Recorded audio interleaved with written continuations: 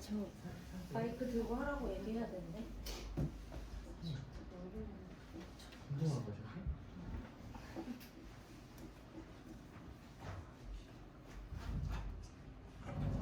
들어오십니다.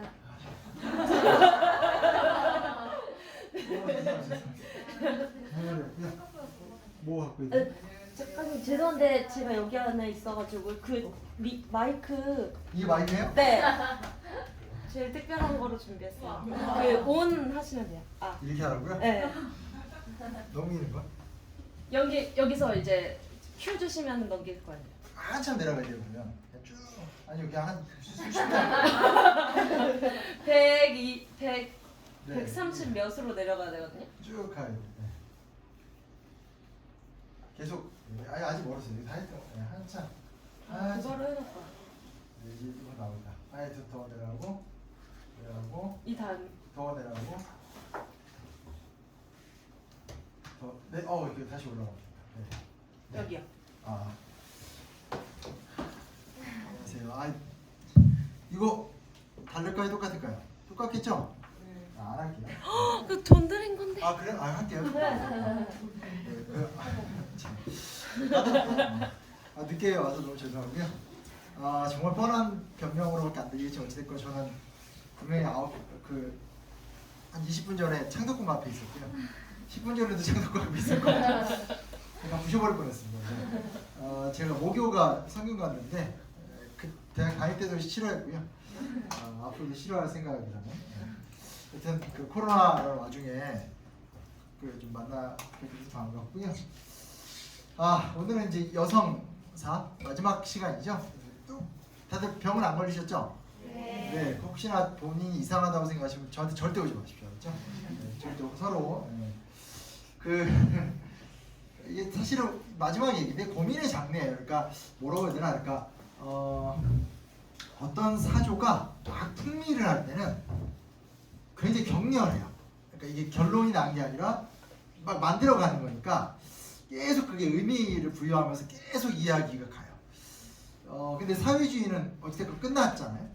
끝났어요. 이게 우리한테는 하다만 사조긴 해요. 그러니까 뭐 냉정히 말하면 우리는 한 적이 없고 우리나라는 아예 남한 내에서 사회주의는 뭐 적용해 본 적이 없죠. 왜냐면 사회민주주의가 됐든 적용해 본 적이 없고 이제 그냥 아주 리버럴한 자유주의적 문화에서 필요에 따라서 이제 뭐 사회복지 이렇게 써오는 수준이기 때문에 우리는 한 번도 사회주의 해본 적이 있다라고 그건 절대 얘기할 수 없어요. 그건 말이 안 돼요. 그래서 우리는 대한민국 사람들은 기본적으로 우리 남한은 어떤 민족주의와 민주공화정, 자유민주주의 두 개로 운영됐고 지금도 각종 아젠다를 그 위에서 받아들이고 있는 거기 때문에 뭐 이렇게 책 몇 권 읽은 다음에 나는 사회주의자다, 나는 아나키스트다, 그건 다 이게 뭐가 이걸 맞아야 돼요.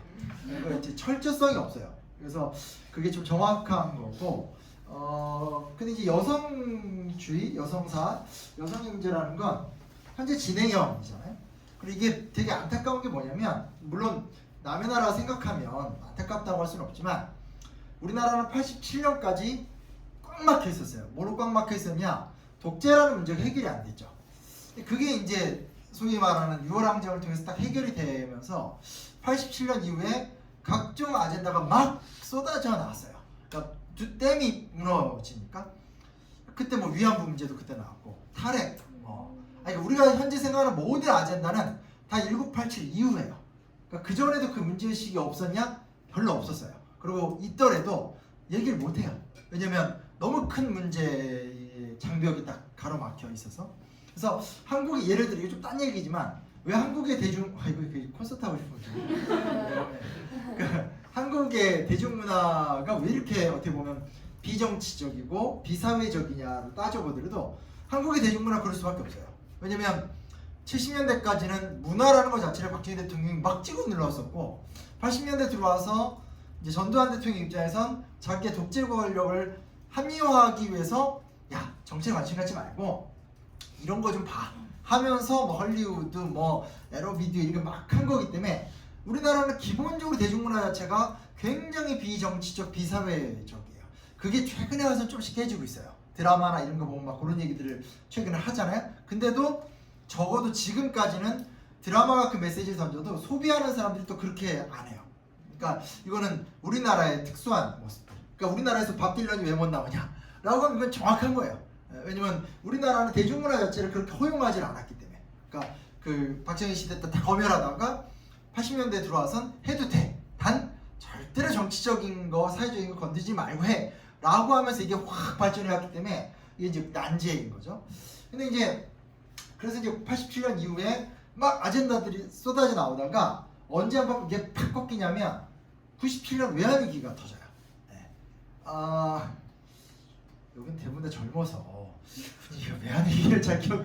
내가 제일 늙었나? 아무튼 근데 그 외환위기 당시에 두 가지 트렌드인데 하나는 김정은, 그 북녘 땅의 김정은 말고 저기 여자 배우 아시죠? 그 파리의 여인 김정은이 BC 카드를 선전하면서 여러분 부자 되세요라는 CF가 생각보다 나이들이 있으신 건데? 네, 알겠습니다. 네, 서로 묻지 않습니다. 네.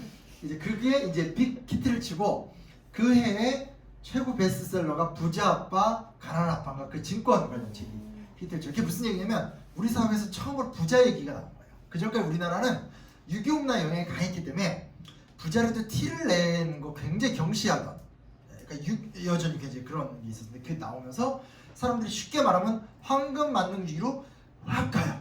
이거 얽혀 있죠. 막 생존의 문제, 성공의 문제, 뭐 이런 것들. 그래서 뭐 그때 깨끗한 성공. 그때 이제 되게 유명한 분이 누구냐면 안철수. 영혼이 있는 승부. 요즘에 지금 의료 봉사활동으로 이미지 좋아지셨죠?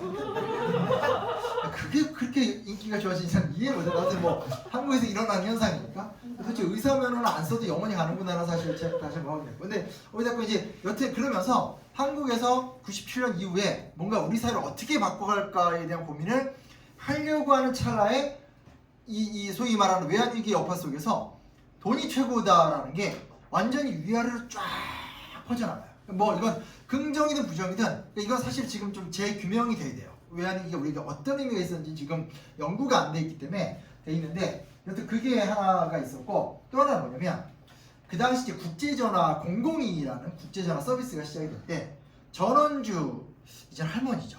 전원주 여사께서 002 전화할 때 뭐 아들아 이러면서 막 뛰어가는 옆구르기라고 뛰어가는 게 그때 또 CF를 엄청 떠요. 이게 뭐냐? 아줌마 담론. 이게 뭐냐? 억척스러운. 이 난관에서도 엄마들은 이겨냈다. 그때 이게 어머니만 나온 게 아니라 아버지 담론도 그때 처음 나왔어요. 한국 사회에서는 알다시피 아버지들이 그지 같아요. 저도 그랬어요. 요즘에 우리 아버지가 나이 들어서 힘이 없으니까 제가 좀 약간 조금 이뻐해 주는데 제가 얘도 뭐냐면 한국의 아버지라는 건 저번에 그 아버지들 연구 그 정도 아버지는 그 너무 좋았어요. 솔직히 아버지 너무 착해. 때리고 이래야 되는데 그렇죠? 네. 아버지 때리지도 않고 그렇게 말로만 그러고 막 따라오는데 막 잘 재워주고. 아니 저는 막 빨개벗겨 쫓겨나고 그랬었거든요. 근데 우리 엄마였구나. 아무튼 이게 뭐냐면 이제 그 아버지도 그 전까지는 아버지 담론이 없었죠. 왜냐면 아버지는 권위의 표상이기 때문에 따지지 못했어요. 뭐 아버지가 문제다 이런 거 없어요. 그냥 아버지 담론이 없었어요. 그냥 가부장 있는데 드디어 처음으로 잘리고 막 사업에 실패하고 거리에 남고 혹은 그 전까지 잘 나가다가 망해서 막노동하고 이러면서 처음으로 90년대 말 2000년 초반에 아버지 담론이 등장해요. 그때 아버지 담론이라는 게 뭐냐면 수고한 아버지, 무뚝뚝하고 참 그동안 어떤 이렇게 말 한 번 안 해봤지만 그래도 우리 가정을 위해서 애쓴 아버지. 이게 그때부터 이제 예능에서 등장하고 방송에 등장하기 시작해요. 그러니까 무슨 얘기냐면 81년 민주항쟁 이후에 되게 많은 얘기를 우리나라 사람들이 하고 싶었는데 하려고 해서 이제 뭔가 좀 해나가는데 갑자기 외환위기가 빵 터지면서 고전적 아젠다가 확 부활하면서 쉽게 말하면 찬물하면서 싹 견진 거예요. 그래서 뭐 역사 문제든 젠더 문제든 뭐 요즘에 나오는 동성애 이슈든 다 한번 이렇게 다 쉽게 말하면 나가리가 나는 거죠. 왜냐면 지금 우리 전체가 지금 위기니까 일단 우리가 살아야 되니까. 그러니까 어떻게 되냐? 가족 공동체가 중요하고 경제를 번영시켜야 되고. 그래서 그게 한번 쑥 나왔다가 연도로 따지면 제가 그때 대학생이니까 94년인가 95년에 그 연세대학교에서 친구 사이라고 하는 그 동성애 인권 동아리가 처음 만들어져요. 근데 그 2년 후에 외환위기거든요. 그래서 이 담론이 확 밀려 나갔었어요. 그러다가 이제 소위 말하는 이 누구냐 그 김대중 노무현 정권 겪은 다음에 이명박 박근혜로 오면서 문제 뭐냐? 이명박 박근혜 자체가 옛날 사람들이잖아요. 그러니까 무슨 얘기냐면 이명박 박근혜 개인을 뭐라고 하는 게 아니라 그 사람들이 왜 대통령이 됐어요? 박정희 대통령에 대한 향수잖아요. 그러면서 쉽게 말하면 회기담론으로 가버리면서 다시 또 민주주의가 화두가 된 거예요. 그래서 유월항쟁 같은 사건은 아니지만 적어도 그런 어떤 과거를 연상시키는 듯한 화두가 많이 나왔기 때문에 또 그거 싸우느라 또 다시 10년을 보낸 거예요. 그리고 최근에 와서 이제 박근혜 정권이 탄핵을 당하고 나서, 그러니까 이젠 더 이상 그냥 무슨 옛날처럼 군대 동원하는 게 아니라 저런 식으로 정치하면 탄핵 당한 데까지 종집을 딱 찍어버렸는데, 그러니까 지금 이제 소위 말하는 문재인 정권 들어와서 되게 혼란스러울 수밖에 없는 게 뭐냐면 각종 아젠다가 한 번에 다 나오기 시작을 한 거죠. 그러니까 한편 이게 그러니까 세대 간의 갈등이 굉장히 심각해질 수밖에 없는 게, 예를 들어 우리가 절대 못한 얘기가 있죠. 뭐 조국 이런 단어는 절대 만났을 때 얘기할 수가 없어요. 왜냐면 했다가 싸울 수 있으니까. 최근에 비례연합정당 이런 거 얘기 잘못 꺼냈다가 난리가 나요. 왜냐면 이제 이런 거잖아요. 뭐라 그러나 이렇게 노무현 대통령을 생각하면 문재인을 지켜야 되고 그러려면 조국을 수호해야 된다. 그러면서 검찰을 개혁했다. 이런 논리와 한편에서 아니 근데 어찌됐건 저 인간들 잘못한 거 잘못하고 이것도 잘못한 거 아니야? 뭐 이런 반성문 이러면서 이제 여기서 막 싸움이 시작이 되면서 이건 이거대로 퍼져가는데, 지금 보시면 뭐 미투나 여러 가지 얘기들이 막 나오고 있잖아요. 그래서 지금 우리가 왜 이렇게 혼란스럽냐를 따지게 되면 순차적으로 뭔가를 건너면서 아젠다가 흡수가 되면서 가면은 이게 사회가 탁탁탁 발전하죠. 갈등은 심하겠지만. 그러니까 좋은 모델은 프랑스나 이렇게 북유럽 모델들이 좋아요. 한때 이논쟁으로 나라가 팍 터지게 싸우고 이거 좀 정리하고 나오면 그 다음 얘기 나오면 또 팍 이렇게 가야 되는데, 사실 지금 대한민국이 갖고 있는 가장 큰 위기는 뭐냐면 너무나 많은 이슈가 해결되지 않은 채 동동동동동동 떠다니면서 이게 이렇게 참 틀거리를 잡기 힘든 이런 복잡한 게 있어요. 근데 그 중에 여성 문제가 딱 걸려 있는 거고, 그 연원이 짧죠. 좀 이따 이제 말씀드리겠는데 지금 그냥 말씀드릴게요. 우리나라는 어찌됐건 여성학이 들어온 건 70년대 중반에 장로신학대학교에서 처음으로 교과가 개설이 됐어요. 그리고 80년대 중반에 이화여자 대학교에서 여성학 과목이 개설이 되면서 처음 이제 스타팅이 됐어요. 그럼 뭘 얘기하는 거냐면 여성 문제에 대한 관심이 있다고 하더라도 하나의 학문과 아젠다로서 하나의 세력을 갖고 이야기를 펼칠 수 있는 시간이 빨리 땡겨봤자 80년대 중반이라는 거예요.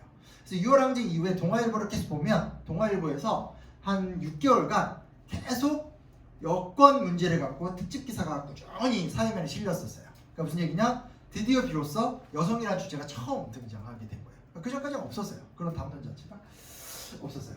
그래서 아무튼 그러고 근데 이제 그러면서 지금 이제 등장하는 주제가 너무 여러 가지가 돼버렸는데, 그래서 무슨 얘기냐면 오늘 할 얘기가 저도 머리가 지끈지끈 아프다 뭐 이런 얘기 하고 싶었는데, 이게 지금 보시면 이게 좀 미술 좋아하시는 분들 아실 거예요. 이게 누구 작품인지 아세요? 모르면 제가 그냥 알려줄게요. 요건 위에는 르누아르 작품이에요. 르누아르 들어보셨죠? 이름부터도 굉장히 좀 약간 괜찮잖아요. 르누아르 작품이에요. 이거는 드가의 작품이에요. 헷갈린다. 그냥 드가라고 합시다. 작품이요. 그럼 밑에 보시면 너무 예쁜 한 소녀가 있죠. 색감 너무 좋아요. 되게 문화성 좋아요. 제가 이걸 왜 갖고 왔냐면 인상파 화가의 작품을 지금 제가 갖고 온 거예요. 한국에서 우리나라에서 미술전을 하면 다른 미술전 사람들이 별로 안 와요. 한국에서 제일 인기 좋은 사람은 알다시피 빈센트 반 고흐예요. 글자를 아저씨. 그 사람 얘기하면 다 몰려들어요. 그 다음에 이제 인상파 회화전 하면 다 몰려들어요. 오늘 뭐 인상파 비판을 하는 자리는 아니니까 얘기 필요 없는데, 근데 문제는 뭐냐? 우리가 인상파는 대강 아시죠, 그렇죠? 인상파하면 떠오르는 게 뭐예요? 그 색감. 굉장히 어떤 그 인상파니까 인상적이네요, 그렇죠? 그러니까 어떤 그 인상적인 색감의 어떤 모습들, 뭔가 이렇게 좀 도시인의 우리의 모습 같은 게 겹쳐져가는 모습들, 이런 게 되게 어울리기 때문에 이게 잘 먹혀요. 근데 문제는 뭐냐? 인상파 화가들만큼 여성 혐오적인 화가들이 없어요. 대표적인 예를 들면 이건 르누아르가 그렸던, 이것도 이제 미술사 책 읽어보면 굉장히 좋게 나와요. 어떤 그 동양의 그 조금 이제 먹물 먹은 사람들은 오리엔탈리즘적이다. 터키나 이쪽 이슬람 여성을 굉장히 자의적으로 해석해서 만든 그림이고, 하지만 이런 색감과 색채를 보면 대단하다 뭐 이렇게 얘기를 막 해요. 근데 문제는 뭐냐면 다 이제 전형적인 그 르누아르의 그림에서 보여주는 여성 자체에 대한 고민이 아닌 남자가 보기에 그리고 싶은 여성이에요. 그게 뭐냐? 여기 제가 오늘 좀 민망해서 벗겨놓은 사진은 안 갖고 왔는데, 그거 아시죠? 이렇게 무슨 막 풀바다에서의 점심 식사하면 다 입고 있는데 여자만 빨리 벗고 있잖아요. 그러면 여태까지 미술 뭐 이렇게 프로그램 보면 이 남자 미술학자 나와서 계속 하는 얘기가 뭐냐면 이건 신화의 어떤 장면을 얘기해 이렇게 얘기해요. 근데 중요한 건 거기다 왜 여자만 홀라당 복근을 하느냐 라는 말을 아무도 안 물어봐요. 혹은 그걸 굳이 나오면 어떤 그 과거에는 여신들만 옷을 입고 있었는데 옷을 벗었었는데 드디어 여신이 아니라 여성의 누드가 나왔기 때문에 이건 탈해방적이고 탈코르셋적이고 이런 얘기를 막 우아하게 떡치려요. 솔직히 같은 남자로서 저는 알거든요. 베끼고 싶은 거거든요. 이걸 유일하게 공영 방송에서 옛날에 명작 스캔들이라는 방송에서 한번 미술학자가 처음으로 이건 누드는 남자 욕망이다라는 얘기를 아주 짧게 하고 넘어간 장면이 있었어요. 근데 제가 그 수많은 자료를 읽으면서 그게 제 마음에 와닿았어요. 제가 보기엔 아무래도 저거는 쉽게 말하면 이제 가시적인 포르노 그 욕망이라고 생각을 했었는데 그걸 다 얘기를 안 하는 거예요. 근데 이제 이런 것들이 그런 모습들이 들어가 있는 거지. 전형적인 어떤 그 오리엔탈 세계 속에서 보여주는 창녀에 대한 환상인 거고 이건 이제 이게 이제 남자라는 남자분들이 계시는데 제가 이런 얘기 남자들이 오히려 더 싫어하는데 남자라는 존재가 기본적으로 갖고 있는 양대 아주 그 이질적인 배타적 감성이 두 가지가 있거든요. 하나는 뭐냐면 성에 대한 갈망. 그러니까 여성을 포르노 여배우처럼 이 여성이 나한테 달려들기 원하는 갈망과 한편에서 뭐가 있냐면 순수한 사랑의 15분인가? 몇 꺼졌어요? 네. 순수한 사랑에 대한 열망. 나만 바라보는 나를 향해서 평생 지켜주는 단적인 걸로 쉽게 보시려면 그 요즘 넷플릭스에 다시 보여주고 있는데 그 뭐죠? 미야자키 하야오 감독의 붉은 돼지라는 작품을 보면 그게 아주 또 한편에서 굉장히 그 남성이 여성에 대한 기로죠. 돼지가 된 사연이 있는 그 남자를 한 여자 그 아리따운 여성이 계속 끊임없이 그리워하고 하는 모습들 그런 게 사실은 투영된 작품이에요. 근데 문제는 뭐냐? 그래서 이 두 작품을 보면 르누아르가 갖고 있는 남성의 본성, 여성과 상관없는 여성의 타자를 고려하지 않은 그냥 남자의 원초적 본능 두 개가 다 나타나는 거거든요. 창녀로서의 여성과 성렬한 단어는 어울리지 않고 차라리 첫사랑으로서의 여성이 두 개가 다 나타나요. 철저하게 이제 소위 말하는 여자를 그렸지만 남자 입장에서 그린 거죠. 근데 문제는 뭐냐면 르누아르의 평소의 어록을 보면 쓰레기도 그런 쓰레기가 없어요. 르누아르는 제가 처음에 입에 이 제품이 르누아르 제품인가? 근데 뭐냐면 르누아르가 보기에는 여성은 이렇게 진짜 진짜 정말 우아한 사람은 잘 표현하지 못해. 여튼 건드리는 대상. 근데 그게 너무 어록이 많이 나와 있어요. 그러니까 어떤 그 여성과 내가 뭘 느꼈을 때 그게 나의 예술론이 된다. 그러니까 거의 완전 그 무슨 막 그런데 이제 그런 음란 사이트의 발언을 르누아르가 너무나 많이 했어요. 그러니까 르누아르 혼자 한 게 아니라 인사포가도 다 그래요. 모든 아이들에도 대부분이 사실 그랬어요. 그렇다면 이번에도 얼마 전에 보셨겠지만 누구의 피아니스트 감독 로만 폴란스키가 거기서 이제 시상식장에서 상 받을 적에 프랑스 배우가 뛰쳐나오는 이 지금 현재 딜레마잖아요. 그러니까 옛날 딜레마는 춘원 이광수의 작품을 우리가 문학 시간에 배우는 게 타당하냐. 이게 참 말이 좋지만 간단한 문제가 아니잖아요. 그렇죠? 그의 삶을 생각하고 똑같이 이제 그런 거고 고은의 시를 우리가 계속 읽어야 되냐 이런 거랑 좀 비슷한 거 아니겠어요? 그렇죠? 이게 딱 그게 들어가요. 이 드가의 작품에서 이거 되게 유명한 작품인데 여기 보면 이게 여자애잖아요. 그 무용수. 근데 이 사실은 그 당시 발레를 굉장히 많이 그렸는데 이 발레 여성들을 당시 어떤 좀 잘 나가는 남자들이 대려진 남자들 꼬셔서 건드리고 이런 문화를 사실 직선적으로 그린 거예요. 근데 이게 그럼 이제 미술사가 또 구라를 쳐요. 뭐라 구라를 치냐? 그걸 비판하려고 했다. 비판한 게 아니에요. 참여자적 시점인 거죠. 너도 했어? 나도 했어. 그러니까 자기들만의 은밀한 일이지만 공유하고 싶은 열망이 사실 들어가 있는 건데 이 조각상의 가장 모욕적 측면이 뭐냐? 저희 보면 이 여자의 저 뇌의 모양이 머리통의 모양이 네안데르탈인의 뇌의 모양하고 유사해요. 그러니까 무슨 얘기냐면 두 상을 두고 많은 미술사가들이 뭐라고 하냐면 여성을 열등한 존재로 본다라는 걸로도 많이 쓰이는 거예요. 이게 요즘하고 좀 비슷한. 그래서 이런 우리가 어떻게 해석해야 될까에 대한 좀 고민이 좀 있고 저도 개인적으로 인상파 화가들 그림 보다가 부딪혔던 큰 고민이에요. 여튼 그래서 이건 그냥 살짝 맛배기로 보여드리는 건데 맛배기 너무 얘기했어요. 다음 넘어가면 보세요. 네. 단선님부터 해보겠습니다. 아니면 깜짝 뭐냐면 이건 이제 저희 개인적 자전인데 너는 여성주의자야? 저는 함부로 그런 말을 못 쓰겠습니다. 솔직하게 말하면 여성주의자 내가? 페미니스트? 이 자체가 좀 웃기다라는 생각 좀 들고 자기 반성 가능한가? 라는 솔직한 생각도 좀 있고 여러 생각이 있어요. 다만 이제 이런 건 있었던 거 같아요. 이건 사적인 경험인데 10대 때 이제 저희 집은 유교 집안으로서 북한에서 내려온 명문 지주 양반 집안으로서 제사를 지냈어요. 쫄딱망에서 물론 저는 그 우리 집의 족보가 거짓이라는 걸 밝혀냈기 때문에 지금 이제 제사를 폐기하고 기독교 예배를 바꿨어요. 그래서 아버지 위로해드리고 있어요. 괜찮아요. 제가 나왔잖아요. 그래서 위로해드리고 있어요. 우리 집안이 안 된다고 얘기하는데 그게 뭐냐? 어렸을 때 이제 느꼈던 작은 경험도 이거죠. 제사 때가 되면 엄마가 제사상 준비하느라 정신이 없어요. 아버지는 놀아요. 계속 수다만 떨어요 와서. 그다음 밤 하나 깎죠. 밤 하나 깎고 놓고 힘들다 자요. 그러니까 뭐 10대 초반의 나이여도 이건 말이 안 돼 보였어요. 그래서 제가 처음으로 나름대로 문제의식이었던 것 같아요. 그래서 제가 엄마를 도와드리기 위해서 장을 같이 보고 힘든 걸 뒤로 보고 했어요. 근데 가만히 보니까 이제 저희 사촌 작은 아버지가 셋인데 아빠가 셋이 아니에요. 아빠, 작은 아빠, 막내 작은 아빠가 셋인데 그다음 아들들이에요. 그래서 아들만 5명이 집안인데 아들만 4명이구나 집안인데 사촌 동생들도 아무도 안 놀아요. 그 작은 엄마들 고생하는데 그 제가 이제 10대 사춘기일 때 이제 중1 막 이런 우리 애들한테 야 상 닦아 막 짜증을 냈어요. 대학생 때 아무튼 막 시켰어요. 근데 그때 누가 그걸 막았었냐? 작은 엄마들이 막았어요. 휴게 놔두라고. 제가 어떤 얘기 제가 하고 싶은지 알죠? 되게 기이한 모습을 본 거예요. 분명히 보면 개고생은 엄마들이 다 하고 아빠들은 놀다가 제사는 지들이 하고 끝나고 나면 하는데 내가 좀 도와주는데 사촌동생 시키려고 하니까 또 엄마들이 그걸 막는. 너무 이상했어요. 이게 저의 어떻게 보면 작은 문제의식의 시작이었어요. 근데 이 문제의식은 예를 들면 지금도 이런 게 있어요. 계속 유학자들이나 유학을 연구하는 사상가들이나 역사학자들이 계속 무슨 얘기하냐면 원래 유교가 그런 게 아니다. 이런 얘기 되게 많이 해요. 과연 그럴까요? 아니에요. 얘기 예운편이라고 하는 유교 경전의 이상사회를 쓴 내용을 보면 대동이라는 내용이 나오고 있는데 거기에 보면 저번에 이건 이제 했던 얘기 같은데 심지어 왕위 계승도 없어지고 성인이 나라를 다스리고 남자들은 자기 분수에 맞춰서 삶을 사는데 여성에게 이상은 뭐냐? 좋은 짝을 만나는 거야. 애초에 유교 사회에서 여성이라는 존재는 그냥 좋은 아내지 그 이상의 내용은 없어요. 차별적 요소는 기본적으로 있는 거거든요. 아닌 것처럼 막 얘기해요. 이렇게 되게 의아했어요. 제가 이 얘기를 왜 얘기하냐? 제가 느낀 어떤 여성에 대한 개념은 객관화시켜 본다면 가부장제? 그 기성세대의 권위주의에 대한 문제의식이었던 것 같아요. 내가 서 있는 맥락. 대학을 들어왔을 때도 사실 그런 게 있었죠.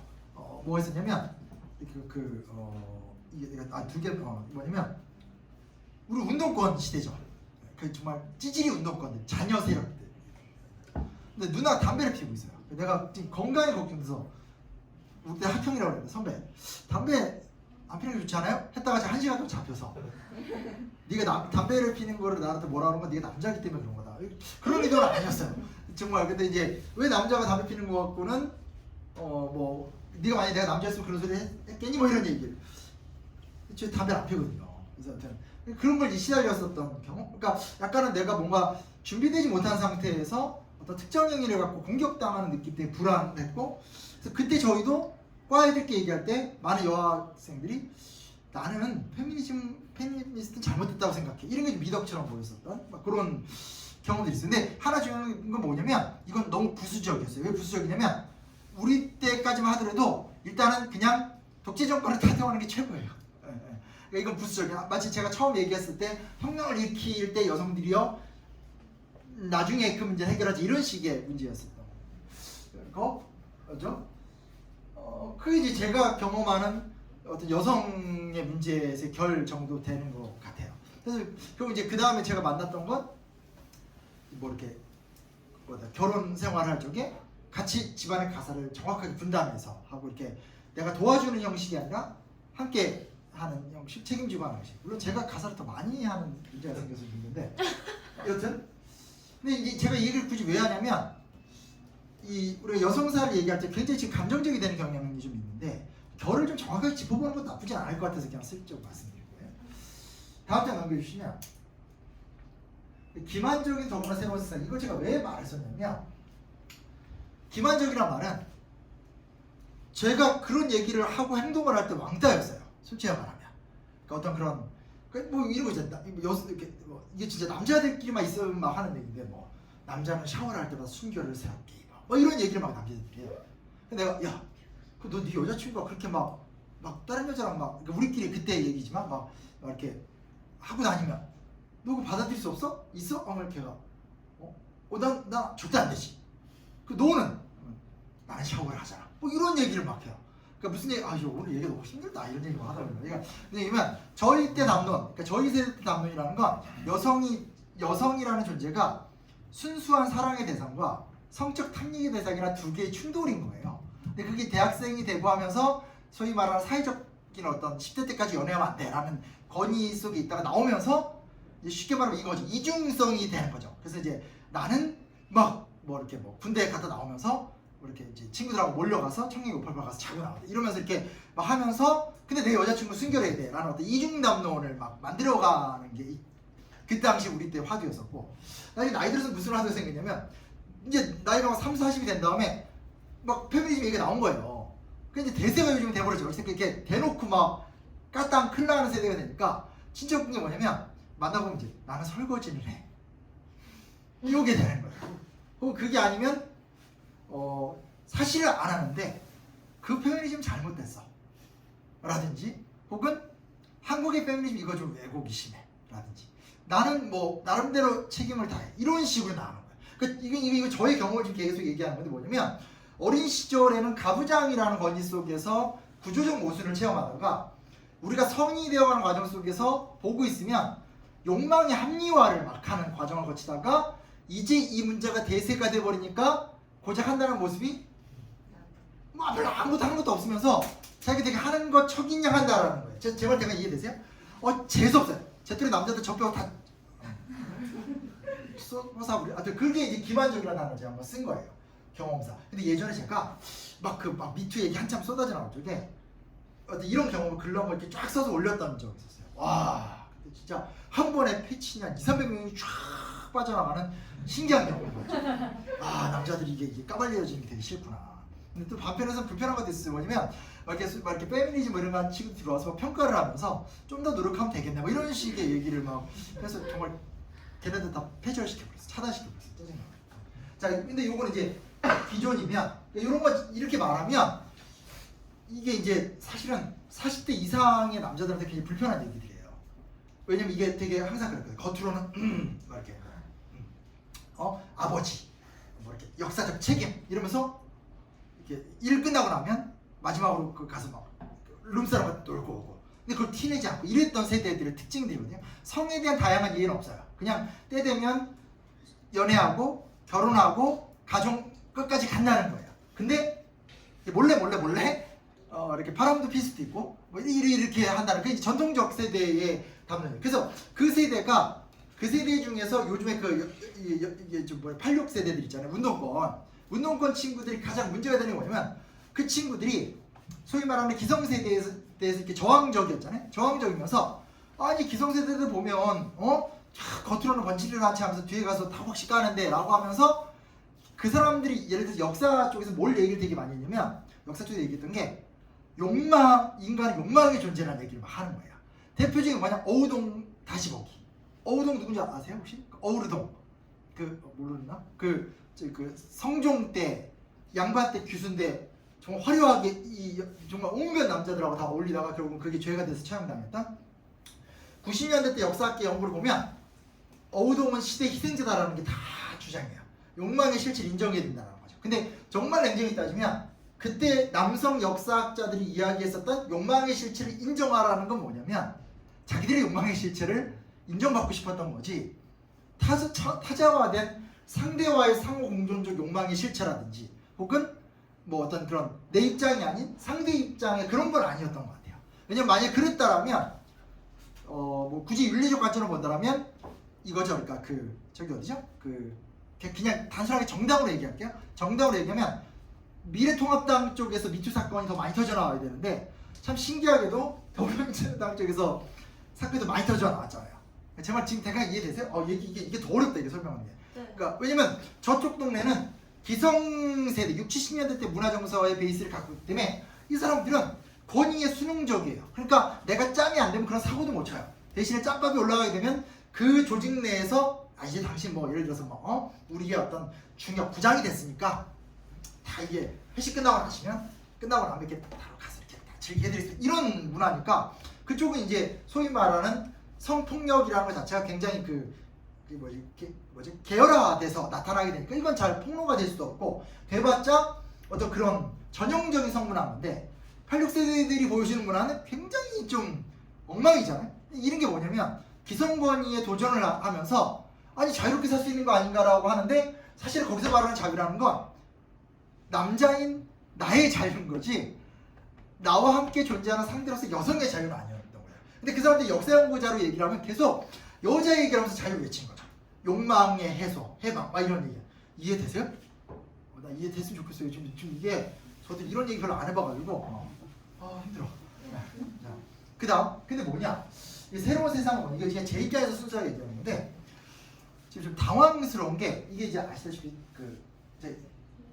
크롬에서 크롬 그죠 브라우저에서 소라넷이라고 치니까 나왔던 거 제가 하나 바꾼 거예요. 자기 여자친구 이렇게 벗겨서 하는 거잖아요. 저는 진짜 충격 받았었어요. 왜 충격 받았냐면 전통적인 남성상 내에서 내 거는 내 거거든요.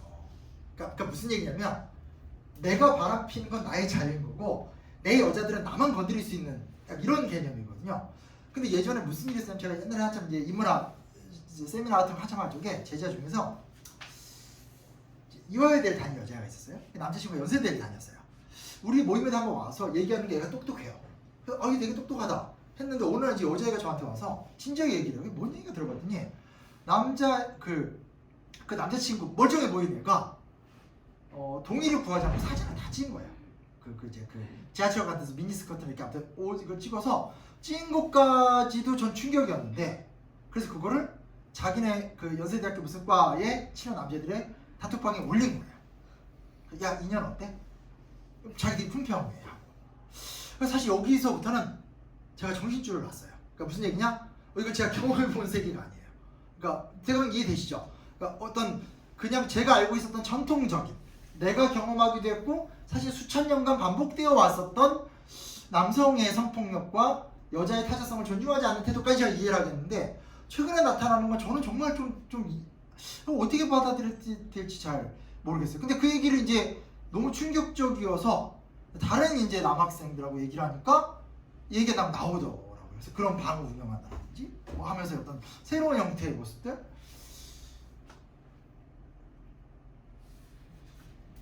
이거는 제가 어떻게 봐야 될지 잘 모르겠어요. 솔직히 말하면 모르겠어요. 근데 이런 게 섞이면서 여기서부터 이제 막 성폭력 같은 얘기까지 들어가면 이게 좀 복잡해지는데 일단 지금 다음 장 보여주시면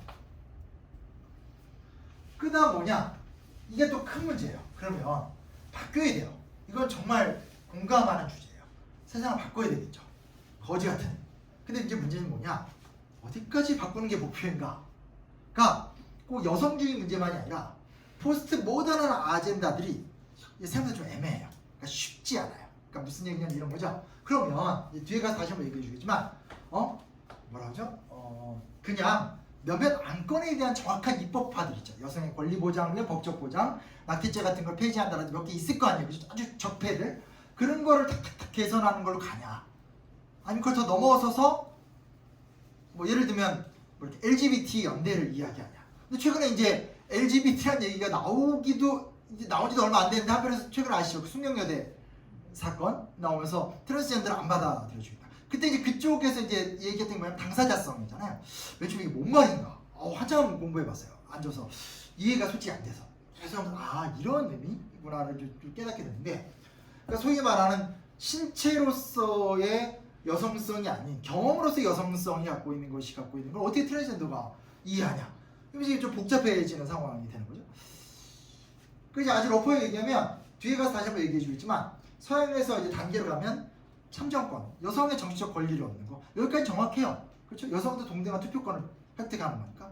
그 다음에 여러 가지 어떤 문제에 있어서의 법적인 교정들 여기까지도 적응되잖아요. 근데 그 다음에 소위 말하는 이상적 방향성 속에서 어디까지 갈 것인가가 사실 우리나라만이 아니라 세계적으로 합의가 안 되는 과정인 거죠. 그러니까 단적인 예를 들면 이런 거예요. 그러니까 예를 들면 이런 거죠. 미국에 가보면 미국으로 굳이 예를 들게 되면 정말 그런 이 뭐더라 다양한 성적 정체성과 지향성을 가지고서 어우러져 사는 사람들도 존재하고 아무래도 이렇게 남부나 이런 데 가면 아주 남녀평등이 정확한 그럼에도 불구하고 아주 가족을 중심으로 한 또 이렇게 모델로 살기도 하고 여러 가지 당원적 모습이 나타나거든요. 그래서 이게 도대체 그럼 여성의 권리의 회복과 여성의 주체성을 세워주는 노정이 어느 방향까지 내다름질을 해야 되느냐에 대해서 급진적인 동성애주의로 갈 것이냐, LGBT층으로 갈 것이냐, 뭐 생태 에코페미니즘을 갈 것이냐, 아니면 상호 동반자론으로 갈 것이냐 라고 하는 이 방향성의 범위가 되게 우리나라에서만 모호한 게 아니라 세계적으로 아직 되게 모호해요. 이게 고민이에요. 그래서 고민이에요. 그럼 이런 데서 일탈자들이 나타나기 시작을 하는 거죠. 나는 여성의 권리를 보장하지만 전통적인 가족의 틀 내에서의 여성의 동등한 권리로 가겠다. 이렇게 가는 사람들도 생기게 되는 거고, 그렇지 않은 사람도 생기게 되는 거고, 특히 성윤리를 딱 들어가 버리게 되면 이건 종교랑 완전히 부딪혀요. 종교랑. 기독교, 특히 기독교 대표적이죠.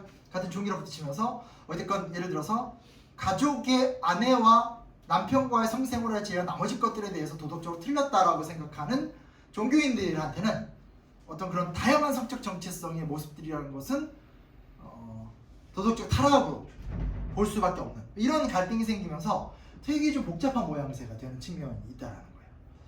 할 얘기 다 한 것 같아요. 힘들어 죽겠다. 여기까지 제가 이해되시죠? 그래서 이게 제가 여기서 이렇게 좀 먼저 만들어 드리고 싶은 게 뭐냐면 이게 이제 싸움을 계속 하다 보면 죽이고 싶어요. 저 자식을. 그러다 보면 감정이 쌓이지 객관화되는 거 계속 잃어버리거든요. 그러니까 제가 이제 제 주력 최근에 이제 논문 주제가 5.18 관련된 이야기인데 우리나라에 그렇게 똑똑한 많은 정치학자, 사회학자들이 그 수많은 논문을 썼는데 보고 있으면 객관적인 논문이 하나도 없어요. 왜냐? 그때 싸웠던 사람들이에요. 감정이 너무 들어가 버리니까 상대화가 안 되는 거야. 내가 거기 경험했기 때문에. 그러니까 이런 것처럼 사실은 지금 어떻게 보면 이제 그러니까 이거죠. 90년대 후반에 한번 살짝 꽃피었다가 찌팔펴서 지금 다시 이렇게 딱 시작이 됐는데 이게 계속 의미 있게 나아가려면 사실은 이제 차분하게 뭔가 여러 가지 부분에서 일이 일어나야 되는데 그렇게 가기 전에 굉장히 감정적인 상호 투쟁 같은 경우로 가는. 그래서 지금 얼마 전에 하여튼 뭐 그런 게 좀 고민이 됩니다. 그래서 어떻게 풀어가야 되는지 그게 이제 세대의 차이 속에서 기성세대로서 이 문제에 동정적이라면 어떤 도움을 줘야 되고 이런 거에 대한 게 좀 고민이 돼요. 이건 뭐 어떻게 현재로서 이렇게 대답을 드릴 수 있는 건 아닌 것 같고요. 자, 일단 여기까지 대화 이해되셨죠? 자, 그 다음 장 넘어가시면 근데 이게 진짜 자, 역사 얘기로 오겠습니다. 역사 얘기로 별로 재미가 없어요. 자, 역사에 오늘 팔이 너무 아파요. 마이크가 이렇게 힘들 줄이야. 안 쓰셔도 돼요. 네? 안 쓰셔도 장난 아닌데요? 이런 거를 하나도 보셨고요. 자, 우리 역사에서 언제 여성이 최초로 등장했냐라고 하게 되면 국제보상운동 때 처음 등장해요. 많이 들어보셨죠? 그 나라비 갑자라고 했죠. 이게 가장 의미를 갖는 건 뭐냐면 여성들이 처음으로 돈을 모으는 거죠. 그러니까 이거는 몸을 안 써도 돼요. 뛰어다니고 청소 안 해도 돼요. 그래서 여성들이 아이들의 돌반지나 폐물들을 모아가지고 그걸 기부해서 모금한 돈으로 나라빚을 갚자는 운동으로 시작이 돼요. 어쨌든 그래서 이 운동에서 가장 중요한 역할을 했던 건 여성들이에요. 여성들이 당시 기록을. 그래서 국제보상운동이라는 게 가장 좀 우리 역사에서 최초로 여성의 얼굴이 드러났던 사건이라는 걸 좀 기억해 보실 필요가 있고요. 다음 주 넘어가면 자, 지금 작년에 최고 큰 성과는 3.1운동 100주년을 통해서 여성 독립운동가들이 많이 발굴이 됐어요. 여성도 같이 싸웠다. 참 의미 있는 부분이에요. 근데 이거 사실 지금부터 하나하나 복기를 해야 할 필요가 있어요. 그 중에 이제 보면 인터넷에도 많이 나오는데 그 이제 좀 이따 말씀드리겠지만 요 얘기를 안 했구나. 한국의 여성운동의 혹은 여성사의 가장 큰 특수성이 뭐냐면 한국의 여성운동은 여기 나와 있듯이 민족운동의 일환으로 시작됐다는 게 가장 큰 특징이에요. 서양에서는 참정권 운동이잖아요. 여자들에게도 투표권을 달라. 이게 시작이었고 일본도 여성의 권리를 주장하면서 여성운동이 시작돼요. 근데 우리나라의 여성운동이라는 게 참 흥미로운 게 뭐냐면 우리나라의 여성운동은 여성운동 자체로 독립돼서 이렇게 가는 게 아니라 민족을 위한 행동을 하는 여성이란 뜻이에요. 그리고 이거는 지금도 거의 똑같아요. 통념에서는. 생각해보세요. 작년에 계속 열심히 했던 게 뭐예요? 3.1운동을 통해서 여성 독립운동가들이 많았던 얘기 뭐냐면 여성 그 자체의 아젠다로 대우받는 것이 아니라 여성 독립운동가가 많았다는 거잖아요. 즉 여성도 나라를 위해서 헌신했다. 이게 핵심 포인트인 거예요. 이건 사실 되게 근본적인 문제가 있죠. 왜냐면 아니 여성 그 자체로 처한 고통이 있고 그 고통과 그 부조리에 대해서 싸우는 게 여성 운동의 스타팅이 돼야 되는데 또 그것 자체가 인정을 받아야 되는데 현재까지는 교과서도 그렇고 대부분의 역사학자, 심지어 여성 역사학자들도 그렇고 대부분의 지식인들도 그렇고 아직까지는 그냥 여성이 훌륭한 여성들이 있었다. 이 자체로 굉장히 이렇게 좀 하는 게 아직까지 거의 벗어나지 못했어요. 여성만이 아니라 특히 역사 부분으로 들어보면 대부분 다 그래요. 그러니까 예를 들면 그 백정 인권 운동 같은 경우도 이거 제가 얘기했었나요? 그 형평운동이라고 했으면 했다고 사인해주시면 돼요. 그 교과서를 보면 형평운동이라고 백정 인권 운동이 있어요. 이렇게 백정 아시죠? 백정의 처우를 개선하는 운동인데 그것도 보면 재밌는 게 뭐냐면 백정 인권 운동이니까 백정의 인권 개선 운동이잖아요. 근데 우리나라 역사 교과서는 민족주의적이거든요. 근데 실제로 이 백정 인권 운동을 했던 이 조선 형평사라는 단체는 백정들의 인권을 개선하기 위해서 사실은 친일 단체로 전락을 해요. 전락이라고 볼 수는 없죠. 애초에 목표 자체가 백정 인권 개선이고 당시에 총독부가 또 국가 운영을 일본이 했으니까 일본과 협력적인 태도를 취한다는 게 나쁜 걸까요? 좋은 걸까요? 나쁘다고 할 수 없어요. 여기서 이렇게 꺼리끼시면 안 돼요. 여기서 이렇게 자유로운 공간이 돼야 되는데 근데 그런 상황이 돼요. 근데 교과서에는 뭐라고 나오냐? 항일운동 단체로 발전했다 이렇게 써 있어요. 왜곡한 거죠. 그 정도로 우리나라는 아직까지는 여성 독립운동가들 훌륭하다 이렇게 얘기하지만 여성의 포인트가 있는 게 아니라 독립운동의 포인트가 있어요. 이거 근본적인 문제예요. 근데 예를 들면 제가 이제 예전에 막 인터넷에 찾아봤는데 막 이렇게 무슨 어디 여자 단체에서 만든 거예요. 그래서 막 여성 독립운동가들이 막 걸크러쉬처럼 표현한 제가 괜히 그거 보고 완전 혼자 막 빡쳐가지고 막 화내고 그랬는데 유이순을 굉장히 많이 띄워요. 이순옥 선생이나 이렇게 여성 역사학자들도 얘기 많이 하는데 이 유이순이 우리나라 최초 여성 의병장이에요. 그러니까 여성인데 이 여성이 의병을 조직해서 싸웠다. 이게 굉장히 섹시하잖아요. 뭔가 이렇게 좀 파격적이잖아요. 총을 들고 장을 모으고 전투를 했다. 이 얘기 나오는 거잖아요. 그래서 이 유이순이 최초 여성 의병장으로 있었다는 얘기가 꽤 많이 돌았었어요. 근데 저는 어처구니가 없는 얘기라고 생각해요. 왜 어처구니가 없는 얘기냐? 유이순은 여성 성리학자예요. 그리고 이 밑에도 보면 이 느낌이 별로 안 오시겠지만 화서학파 유인성의 조카 유지원의 아내라는 말을 썼는데 화서학파가 뭐냐? 저기 이양로라고 위정척사파 들어보셨죠? 위정척사파. 조선의 전통을 그대로 지켜야 된다고 믿는 사람들이에요. 이 사람들의 의병투쟁이라는 건 그러니까 우리가 학교에서 다 좋게 배우죠. 미스터 선샤인 보면 막 의병투쟁 다 좋게 나오잖아요. 근데 역사학자들 굉장히 비판적인 게 뭐냐면 의병투쟁했던 화서학파의 의병장들은 목표가 뭐냐? 리턴 투 조선왕조예요. 이제 맨날 얘기하고 다니는 거지만 조선왕조 행복한 왕조예요? 조선왕조를 좋아하시면 안 돼요. 조선왕조였다면 일단 여기 계신 여성분들은 여기 가서 배울 수도 없고 남성들도 여기 연극하시는 문화예술인데 많잖아요. 굉장히 천박한 직업. 제가 그랬다는 게 아니에요. 오해하지 마세요. 그 시대 때. 그러니까 굉장히 소위 말하는 조선왕조라는 건 그런 식의 세계관을 갖고 있는 건데 화서학파 계열의 사람들은 뭐냐? 그런 사회로 돌아가고 싶어서 일본과 싸우는 거예요. 미래지향적이지 않은 집단이에요. 그러니까 우리가 사실은 저는 왜 의병투쟁에 대해서 저렇게 해야 되냐? 그 제가 진짜 여기 와서 편안하게 고백하는 거지만 역사전을 그날 작년에 할 적에 의병편을 다뤘어요.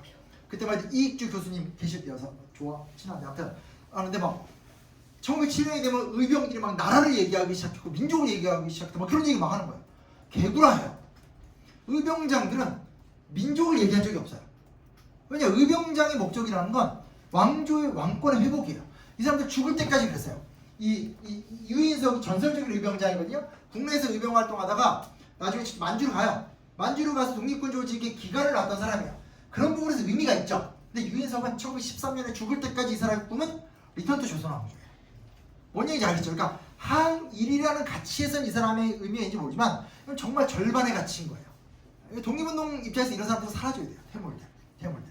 요즘으로 말하면 그런 거잖아요. 그 어떤 소위 말하는 미투를 비롯해서 되게 다양한 감수성이 많이 요구되잖아요.